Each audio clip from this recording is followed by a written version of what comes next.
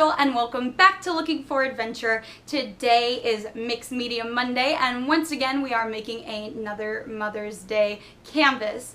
But before I continue, Mom, turn off the video.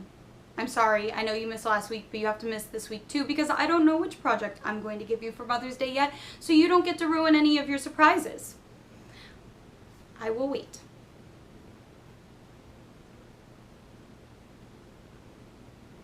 Okay, so for the rest of you, now that my mom is gone and off of YouTube, I told you guys last week that I had made a canvas that I kind of had to set aside because I couldn't get the idea right in my head.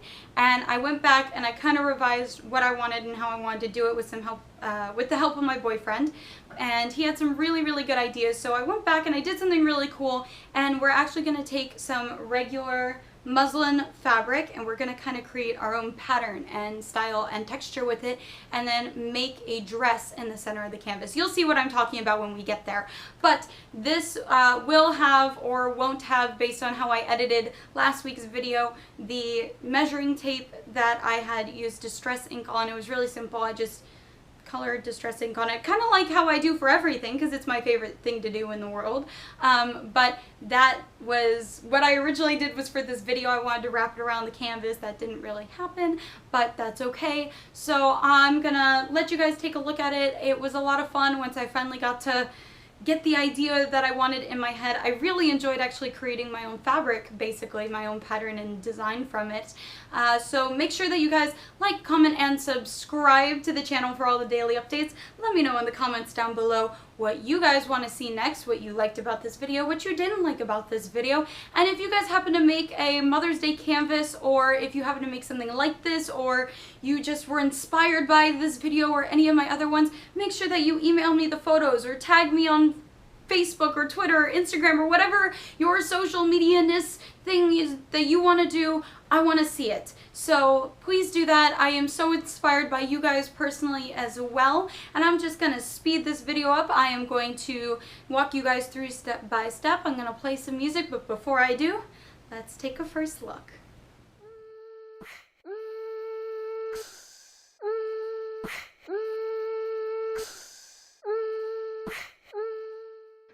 So I am just using a 10 by 10 canvas, and then I'm trying to figure out what I decided to do was to take sort of the pattern instructions from the Anna and Elsa dress pattern, because growing up my mom used to make a lot of super cute costumes for me, and put that down as a base. So I'm just going to use my 3D gel and I'm kind of spreading that all over the canvas and all around the sides of it to make sure that it adheres really well. And then I just took my favorite part of the instructions, which was the cape, because growing up my mom made me this really cool elven cape and like fairy cape, and it was just amazing. So I decided to take the dress and the cape instructions for that, and I'm just pressing it down, and then I'm kind of trying to fold in the corners so I have a nice clean edge, and then I'm just going to cut away the excess, and I decided that I was going to wrap around all the way to the back so it looks really nice and clean, and I'm just going to add some more 3D gel there and kind of stick it down so it's nice and firm. If you happen to be recreating this look, feel free to use any patterns that you want and kind of have a lot of fun with this step. I think that the first two steps really kind of help personalize it and everything like that. And do remember that I will be leaving links to all the products that I use down in the description box down below, so make sure that you guys check that out as well. At this point, I'm just going to take my pattern, so I just took one of the pattern pieces, and I'm just kind of really going to crinkle it up, trying to put a lot of wrinkles in it, give it a lot of texture, and then I'm just going to add more 3D gel on top of it and on the sides and kind of stick that down. However, when I do stick down the pattern, I don't want to push it completely flat because I want to keep some of those wrinkles and the texture in there. So I'm going to try and push it down with some of those wrinkles and then make sure that it's really nice and stuck down around the sides. And again, just cut away the excess, and then we're just going to stick down the rest with some 3D gel. So at this point, I kind of just wanted to show you guys what my original plan for the canvas was, which you can see that there were a lot of those pieces that we used in the clock actually. And I just decided that it just kind of wasn't fitting together the way I wanted to. So I sort of scrapped that idea and I decided to go for what we ended up going with. And this is the actual footage of me doing the measuring tape, which I also used in last week's video, so make sure that you check that out. And I'm just going to kind of age it and distress it by using some distress inks, and right now I found that my favorite thing was the Prima Chalk Fluid Edger, and this is just in one of their browns. I think it's in like a wood color or something like that. I'll double check, but it'll be down in the description box down below. And I'm just kind of patting it around to really give it sort of age spots, and then I'm going again with my vintage photo, and even darker, my Walnut Stain did a really good job, and it does soak in. Even though it's technically a non-porous surface, it did dry, so it wasn't getting all over the place if you just give it a few minutes. And please make sure to do both sides, because we are going to twist this around just like we did last week, so doing both sides was really, really helpful. And I think it looks great. It kind of just tones down that bright yellow and makes it look like it's been sitting around for quite a few decades. So that was really cool, and I absolutely love it. At this point, I'm just taking my distress inks and I'm starting with my brush Corduroy, and I'm kind of going over the whole canvas. I'm trying to push really deep into all those wrinkles and everything like that. That's going to be my base color and my lightest color. I am leaving some of the pattern its original color as well, but I'm going all over it and I'm making sure to do all the sides, and then I'm going to come in with my vintage photo and not push quite so hard, but try and get some of those areas and definitely a lot of the edges, because having the edges a little bit darker really just kind of helps everything pop. And then of course I'll get the sides of my canvas as well, and then I'll finish off by going in with my Walnut Stain, which is probably what's going to really help bring out all those creases and wrinkles and everything like that. And I'm just going to highlight over the tops of certain parts of them, because I don't want this canvas really, really dark, but I just want some of that color. And then again, of course, don't forget the sides of your canvas. So I just cut some random pieces of muslin, and I'm going to use this yellow dress sort of as my inspiration for the design that we're going to be creating. And I did do a test. This is just stamping with some VersaMark ink, along with I did some embossing on it in black and in clear. The clear didn't really work out so well. And then I tried my chalk ink from Hero Arts and then my black ink, and those were Lindy Sprays and my Inktense Pencils, because most people don't know this, but you can use Inktense pencils on fabric and it is permanent. So I decided to go with the embossing. So I'm just taking my VersaMark ink and some gold superfine embossing powder, and this worked so well and it was so gorgeous.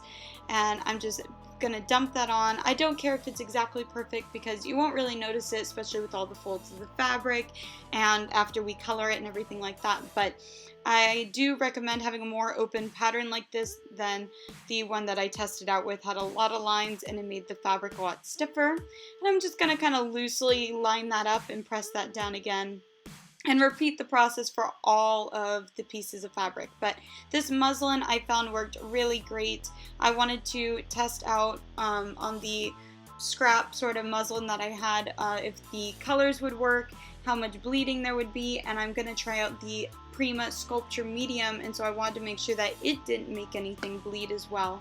So I'm just going to take my blue, and this is, I believe, my Lindy Whale Watch Blue. It's such a pretty color. I absolutely love it. And I'm just going to kind of randomly spray this, and then I'm going to go in with my Seagrass Green, and I'm going to kind of spray in the other areas. And between these two colors and the gold, it just gave this beautiful sort of regal kind of fabric look. I loved it. But I will say that the muslin does have a little bit wider of a weave, and that a lot of the shimmer does not stay on the fabric. It kind of bled through onto my craft sheet, so know that you won't get too much of that. Now I'm just going in with my iron blue Inktense pencil, and I found that this was a really pretty complement, and I'm just kind of putting down some water and taking my watercolor brush. I did like using a bigger one and just sort of touching the tip of it and getting some color and kind of making patches, because it did dry a little light and I didn't want to do a second layer for my Lindy spray. So I'm going in those blue sections and just adding certain areas with this little bit darker color. And I am going to repeat this with the green, and the green color for the Inktense pencil is Beech Green. and I found that that was a really pretty sort of neutral but bright green, and it's gorgeous. I did want the dress on the canvas to be kind of stand out but not too vibrant. So I think that this worked really, really well. You can actually color Inktense pencils straight onto fabric and then use water, and you can do really intricate designs and everything like that. I found that using a very flat brush, if I was doing very straight lines, helped, and it minimized the bleeding. So I recommend things like that. That was another thing that I was looking at doing when I was working on the sample sort of test muslin piece, was I was seeing how well I could color with it. I just happened to kind of end up going for a looser pattern in the end. So if you guys do want to happen to see a tutorial more on coloring really intricate images on fabric with these Inktense pencils, let me know in the comments down below. I would absolutely love to do it for you guys. I found that it was a lot of fun to kind of create your own fabric, and it's really customizable, and you know that it's like a one-of-a-kind piece. You know, it's not something you can just pick up in a craft store. So I'm just going around now with my zip dry around the edges of it, and these two shorter pieces will be the top portion of the dress, and I'm just kind of making a hemline essentially because I don't want my fabric to fray. So I'm going around and just tucking those edges just a little bit, giving a nice clean line, and then figuring out how much of the shoulder piece I want, and then just cutting that off and making my last hem. And then I am going to repeat for the other side, and then of course I'm going to repeat this step as well for the skirt piece, making sure that I have hems for everything, because you don't want anything to fray. You want it all to look nice and clean and neat and have a great finished product that will last. So I am taking the Sculpture Medium by Prima, and I'm just squirting a little bit at a time, and I'm kind of using a brush to sort of make sure that I get everything nice and even and fully covered, and you really want it fairly well soaked. So I had some excess because I made sure to soak it really well, and I did start to put that on the skirt. However, I do recommend if you're working a bigger piece like the skirt piece that you use small sections at a time. And then I'm trying to sort of pinch and create the shoulder of the dress, and then figuring out the draping. So I really had a hard time sort of getting it to stick close together and have those pleats really nice and straight and really tight and everything like that. So they kind of just kept separating on me, and it was a real pain, and I eventually just sort of gave up and let it dry as is, and figured I'd use my glue gun or my zip dry to kind of tack everything in place. I wanted to like the Sculpture Medium a lot. I heard a lot of hype about it. I heard that people were loving it and everything like that, and I just don't. I think it works really well for it just kind of generic waves and freeform in a fabric piece, but not for tight pleats like that. So I gave up, and as you can see, I'm now just using my glue gun to kind of form everything and shape it. It does dry hard, and they say that supposedly you can paint over it. I have not tried that. I didn't need to for this project, but I'm just trying to figure out kind of the pleating and sort of getting the girlish figure on my bodice there. It would have been easier to sculpt as well if I had either a dress form or a piece of foil that I could have molded to the shape that I wanted. But honestly, I find that a hot glue gun, it works just as well, and I think really you can use a hot glue gun, and you can kind of, as you see here, I only have that Sculpture Medium on the very sort of top in one section of the skirt, and the rest is just the actual fabric, and I found a way easier time manipulating the real fabric than I did with the Sculpture Medium. I just found a little bit of hot glue, and you know, pleating it the right way, you get exactly what you want, and you don't have to pay for it. I wish I could tell you otherwise. I wish I could tell you this product was absolutely amazing, but this has to be probably one of the only products that I don't like that Prima made. It was kind of a pain to use. It did dry very, very fast, so that can be good if you don't want to sit there and hold the fabric to manipulate it, but it can also make it hard because there's not a lot of work time. And it did change the color of the fabric slightly. It made it darker. I did have the clear one and not the beige one, but yeah, I was very disappointed. It was just a pain, and this was so much easier to just work with a hot glue gun. So I just hot glue gun that together, and I'm figuring out where I want it on the canvas. and then I'm going to put down, just glue down my bodice on all those pieces, and then I'm going to stick the skirt as tight up into next to the bodice as I can and kind of spread it out the way I want it. And I'm just going to go in just a few little spots that are hanging down and kind of glue down the corners. And it has so much dimension too, honestly. It's awesome, and it feels so nice, and it looks so realistic, and I love it.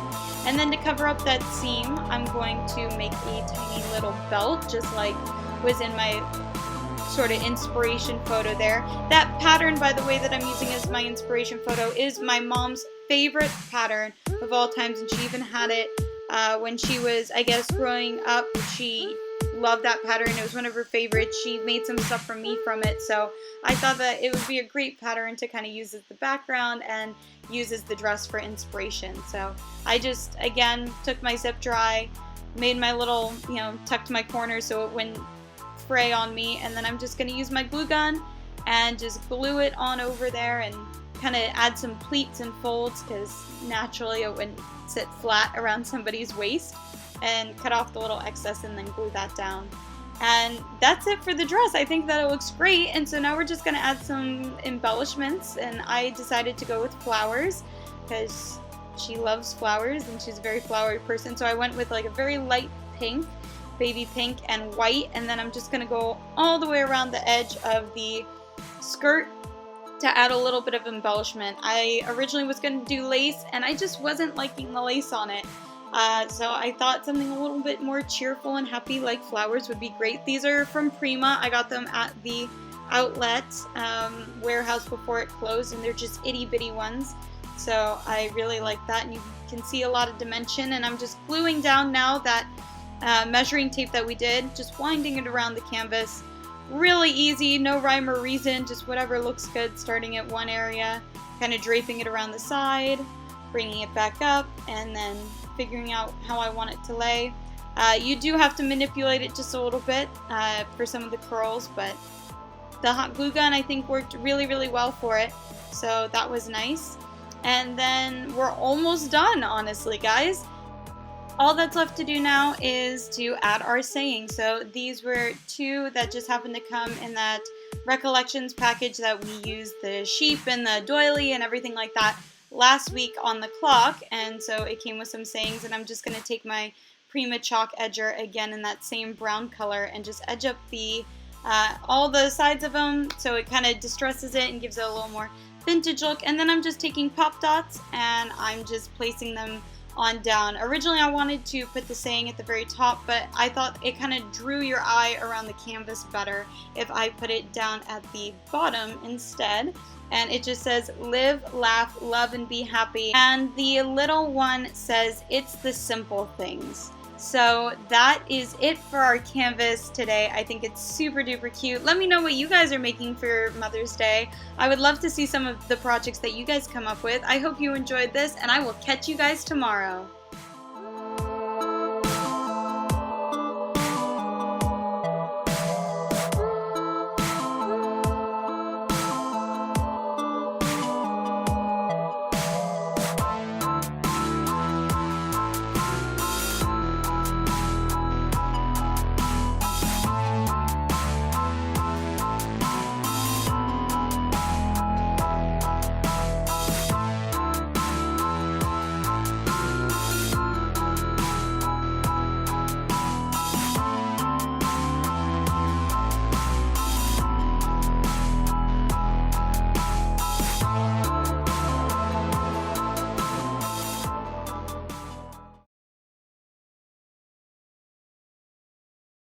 Today is Mixed Media Monday once again, and we are finally making our very, why finally? I only did one. Once again, Mom, turn off the video. I was gonna say camera. She doesn't have a camera to turn off. Okay.